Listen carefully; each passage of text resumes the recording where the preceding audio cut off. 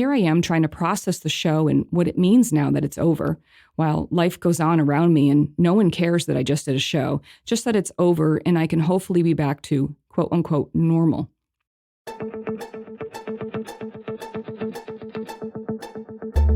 Is bodybuilding about selfies, steroids, magazines, and muscles?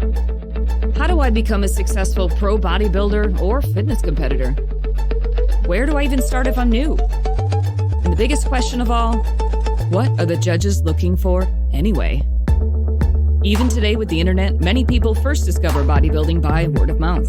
The lack of regulation has caused a boom of unqualified coaches, scattered info, biased advice, dangerous protocols, and imposing trends that are a hot mess. After 20 years in the business, I have seen it all. Week after week, I'm going to talk about taboo topics that get swept under the rug, provide you tips and strategies to gain a competitive edge and stand out on stage in any division or federation. I'm going to answer all the burning industry questions without the bias. I have competed across 6 federations, earned pro status in 3, and judged in 2. I've coached posing and choreography for men and women in all federations and divisions. I know just how much competing means to you. I'm your host, Michelle Welcome, and you are listening to the Everything Else in Bodybuilding podcast. Be sure to download your free guide, 5 Things Every Bodybuilder and Fitness Competitor Needs to Know Before Your Next Show at eeinbb.com. That's www.eeinbb.com.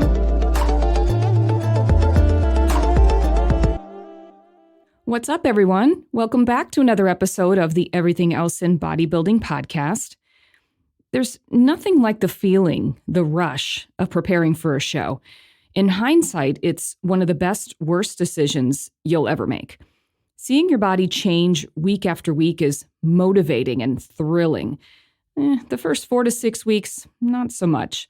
It's more of a waiting game during this time while the engines are revving. You look at the scale to see a little movement weekly, but no real physical changes just yet. But you know, if you hang in there, eventually you will hit a stride and you will start to see change visually. With bodybuilding, you've got to put in the work 24/7, especially when it comes time to dial in for a show. Work ethic has never been an issue for me. Many might not know this about me, but I was a 3-sport athlete growing up and captain of track and field both junior and senior year, and also captain of the volleyball team in high school. I had a couple of school records for javelin and discus throws too. My family was very athletic, and sports was just a part of life. So was being competitive. In the 1940s, my grandfather was recruited for baseball tryouts in New York by what was then called the New York Giants. My grandfather was 6'4" and an incredible pitcher. He was from a small town in the middle of the hills of Northwest Connecticut. I have no idea how he got on their radar, but he did. And then there's my dad. He was a high school basketball coach who brought history to a no-name school in the northwest corner of Connecticut with undefeated seasons and state titles. My father was a tough coach.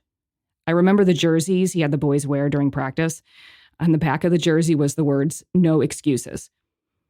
Funny story for you. I remember one of the kids wasn't able to make practice, so he had his mom call my dad to let him know. My dad would not accept that he wasn't able to make the practice until he called my dad to cancel himself.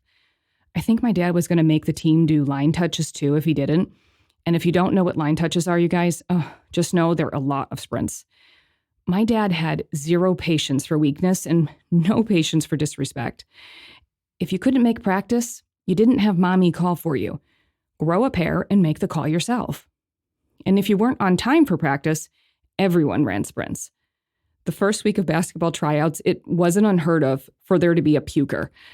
My dad weeded out the weak and he developed champions. So as you can see, from an early age, I learned about work ethic and, well, winning. My dad was always physically active too. I can remember Still, I can see him doing sit-ups every night with 10-pound plates. He never knew this until I told him recently, but watching him do the weighted sit-ups was my first inspiration for weightlifting. I was probably like 12 years old when I went down into our basement and found a dusty 20-pound dumbbell and a 10-pound plate. I grabbed one of each, dusted them off, and snuck them up into my bedroom. I started doing things like, I didn't really know what they were called at the time, of course, shoulder presses, some tricep extensions, and of course, weighted sit-ups quite frequently. This was my first exposure to the concept of strength building. And it translated into my teenage years with sports like volleyball, for example. I always strived for greatness, and doing the work to make that happen was never an issue. My position on the volleyball team was the setter, so I was the one that pushed the ball up in the air for a teammate to hit, or spike as it's called, over the net. It's one thing to set for someone next to you, but can you set with accuracy for someone across the court? This requires a lot more strength and skill. So I came up with something innovative to build my strength to be a better setter. We had a basketball court at our house with men's basketballs, which they're heavier and bigger than women's basketballs, by the way. Any basketball is heavier than a volleyball, so I went and grabbed a men's basketball, and every day in my room I would lie down and practice setting with the basketball over and over to build my hand and finger strength. It worked, and again, doing the work to build a better athlete was never a problem. And by the way, any of you listening who are past posing and choreography clients of mine might not be surprised to hear about the drills I made as a teenager because of the odd drills I've made all of you guys and girls do to get better at posing. You've come to realize that my way of building a proper posing foundation requires you to do things that have absolutely nothing to do with posing, but really have everything to do with posing to make you better. My way of coaching is more about problem solving. It may be unconventional, but I believe if you followed the crowd, you will get no further than the crowd. So back to what I was saying. Like I did with my men and women posing clients, as a teenager, I intuitively made up precise drills to solve specific problems so I could get better at whatever sport I was doing. I did the work, and I did it consistently. Then I became a bodybuilder. Dialing in for a bodybuilding show is a patience and consistency game. You can do it faster, but with anything, there is cause and effect. Your body will always want to get back to homeostasis. The slower you go, the longer you give your body to adjust to the changes and create a new normal, so there's less of a fight. The quicker you go, the quicker your body will want to get back to what it thinks is balance, which makes what you do immediately post-show critical.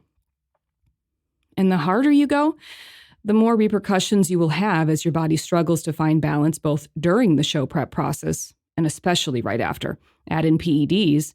As you learned from my interview with IFBB pro Jamie Pinder, there are all kinds of cause and effect that happens while on a cycle and immediately post-show or post-cycle from taking them.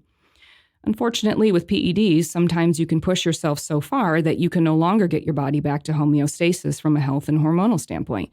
This is when things like infertility happen, heart and kidney problems, or even a chemical sex change for women.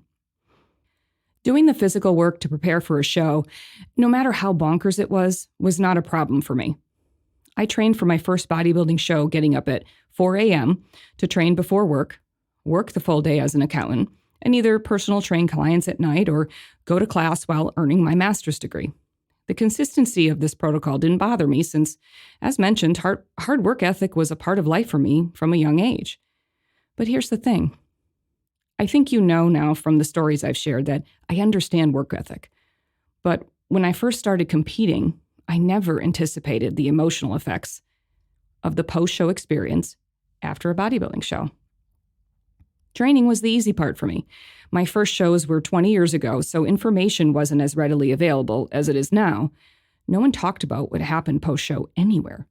I just assumed my post-show struggles were me being a wimp. After dialing in for my first show, I was so proud of what I had created. Never in my wildest dreams did I think that I could build a physique with 8-pack abs. I never thought I would win bodybuilding titles or best poser awards. I didn't even know they existed. The drive to be the best for that goal drove me day in and day out. But when the show came, the day went by with a flash, and I showed back up to work on Monday in corporate America, where nobody has a clue what I did this past weekend in my 2-piece suit with a top the size of 2 Doritos. By the way, the competition tops have come a long way. The Dorito top was before the fancy suits of today with glitter and glam. Anyways, as I was saying, after the show, everyone in the office thinks I can eat normal now since they believe the food I was eating was unhealthy.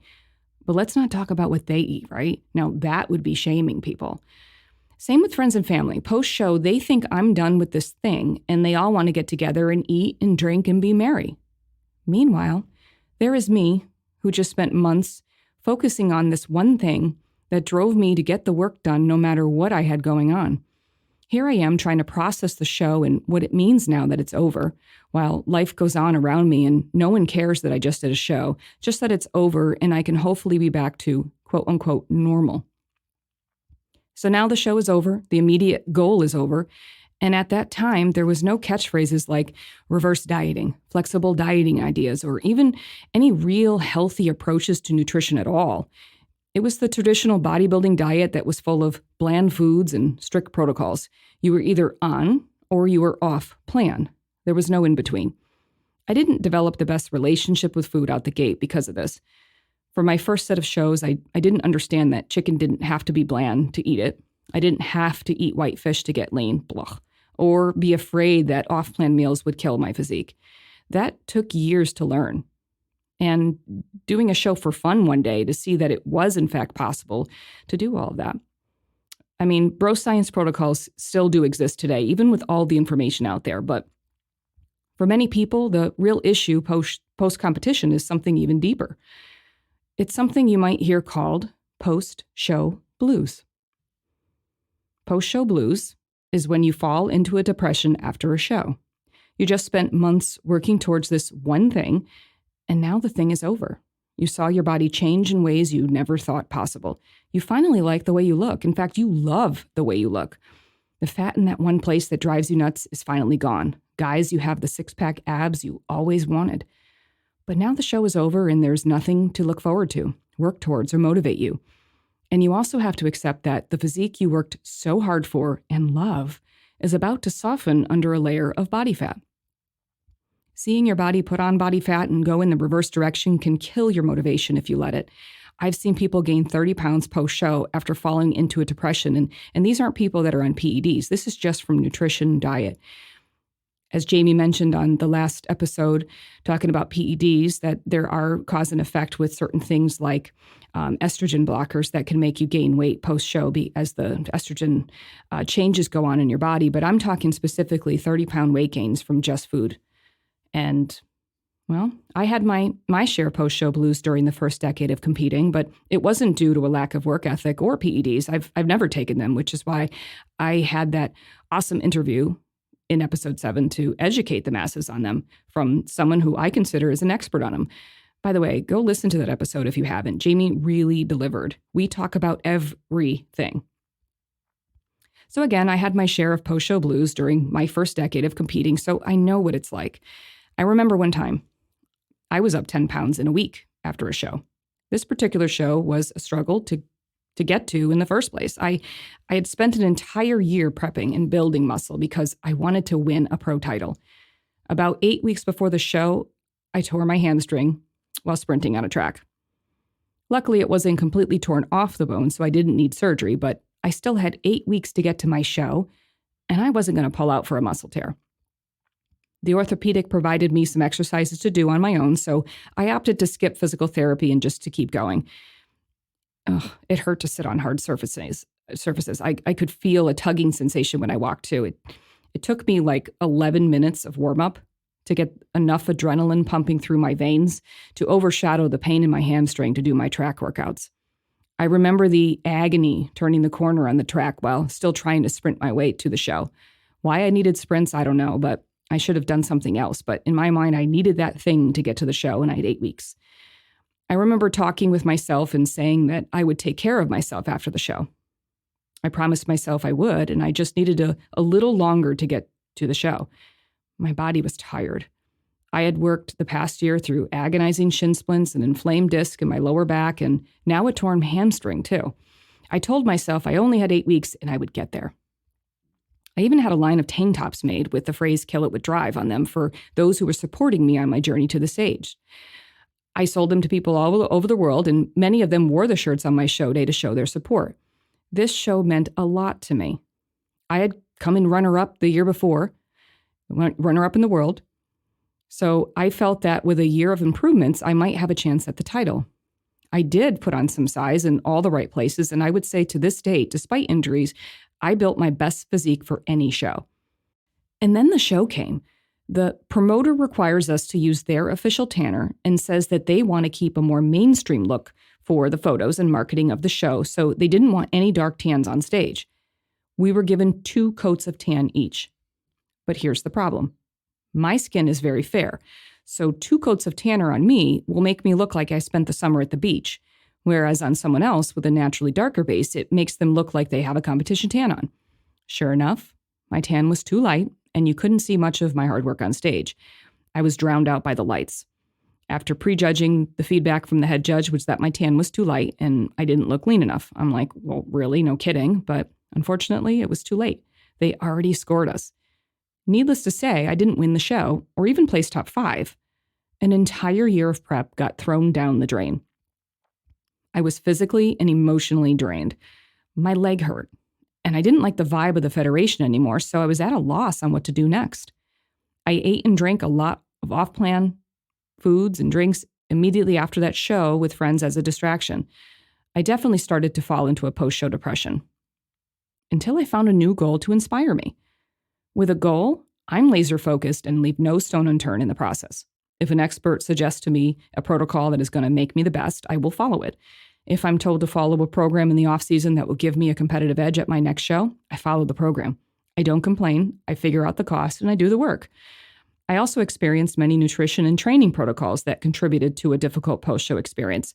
They were extreme, but I did them anyways because my goal was greater than my immediate suffering, and I wasn't thinking about post-show.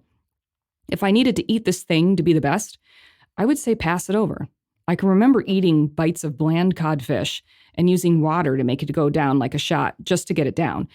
I toss a piece in my mouth, take a swig of water, and get it down quick before my taste buds fired that horrible flavor. Anything to avoid the taste of what would happen if the smell of dirt and worms had a flavor. And then there was another show prep that had me eating only white fish and spinach or broccoli 6 times a day. No fruit. I don't even think I had fat either. I remember, and this is gross, you guys, but it's real, so I'll say it anyways. I remember not being able to control my bowels from leaking throughout the day. I was literally leaking poop during the day for the final weeks of prep, and there was no way to stop it. I had to throw out a lot of underwear. I know it's gross, but it's true. So as you can imagine, post-show was a challenge after these competitions too, until I had a new goal to inspire me. Then this one show happened, this one show prep. I was prescribed to do double sessions of HIIT cardio, plus 1 hour workouts, 1 hour, 15-minute workouts, 2 days in a row. Okay, doesn't sound hard, but how about doing it while fasted, the entire day for both days, while I was torpedoing into a show? This didn't break me either, and I followed it to a T. Yes, this did happen, and yes, I did this with a coach who wanted to test a protocol because I was behind schedule for a show. Oh my God. I remember the hunger pains waking me up in the middle of the night during this protocol. I have never felt hunger hurt like that before, but I was changing federations, so I needed to earn another pro card. And in case you didn't realize, if you earn a pro card in one federation, unless the federation specifically states they will accept the pro status of another federation, you are expected to start from the bottom up and earn your pro status again in the new federation. For me, I had already been a pro multiple times and had to start over every time. I was yet again starting over to earn pro status, so I did the work to leave no stone unturned. I did get the pro card, but you would think I would fall apart after the show based on that protocol and go on a complete bender, right? Double sessions of cardio plus full workouts 2 days in a row with zero food both days. But you know what? I didn't. This was a pivot point for me. Why? Well, I had a new major goal before the Monday after the show came around. It sounds so simple, but really, it all starts with the goal. Why a post-show plan with a big goal is so critical. Think about it. You just spent months preparing for a show, getting your body fat levels down to a level that for most of us is uncomfortable. Your body's stress level is through the roof. What you do those first few weeks dialing out of a show will set the stage for your entire off season. I learned that lesson the hard way. I also learned from it too, to not eat like an asshole after a show. But the greatest post-show, the greatest lesson post-show was having a new goal right away. For me, this meant having a specific body part to focus on that I wanted to bring up. I made a mindset shift and created a mini obsession in my mind with this body part to grow it. No matter what, I did the work. As things progressed, I switched to a new physique goal. Each goal was always super specific, and the specifics of it drove me to do the work. There was no need to look for comfort foods and distractions to fill a void. For you, your goal might be a new show that you picked out already, and you might have specific improvements you want to make and focus on while preparing for it. Some other goals are you could have a photo shoot booked a month out, a month post-show.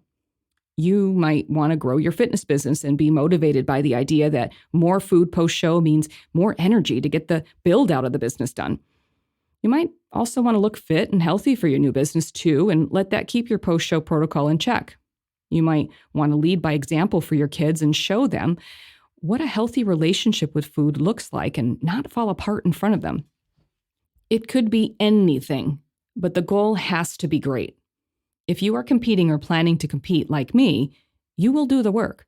For me, I've done some extreme things in order to accomplish my goals, probably because I have a strong foundation of hard work ethic and athletics from my youth.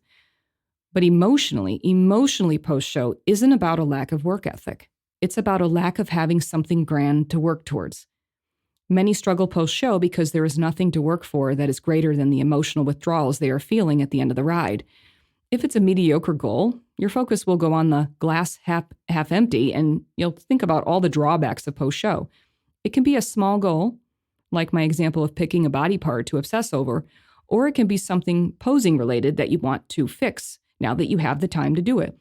But if you believe it to be grand, you will work for it. If it's a grander goal, you will show up to work and you'll never fail. Hey guys, I talked a lot about post-show and my personal encounters with post-show struggles and when I didn't have a goal or something to motivate me, but I do have something for you that you can use to help you with a post-show goal. Or if you have your post-show somewhat in check but are looking for something new to improve, I have something new that you can follow that will help you gain a competitive edge. It's so sick and so fun too. As you know, I judge and head judge for bodybuilding competitions, so I also factored in things missing with posing and stage presence from a judge's perspective, in addition to an athlete and coach's perspective. Things that will really fill in the gaps for all things show day. So go to posingwinsshows.com and check out more on what I've got for you. I'm super excited to share this with you, and I really think it's something every athlete, male and female, in all divisions will benefit from. It makes a great gift too. Awesome, guys. See you on the next episode. If you can rate and subscribe about this podcast, that would be awesome. You want to keep telling iTunes that this is worth something. See you guys soon. What are the things you need to know before competing in a bodybuilding competition? The Everything Else in Bodybuilding podcast is dedicated to taking out the guesswork in the industry and exposing all these strategies. Learn 5 things I think you should know before your next show by downloading your free ebook called 5 Tips Every Competitor Needs to Know Before Your Next Competition at www.eeinbb.com. It's all the no-nonsense information you need, whether you are male or female, bodybuilder, physique, figure, bikini, or wellness competitor. It's free, so just go download my 5 tips every competitor needs to know before your next show at eeinbb.com.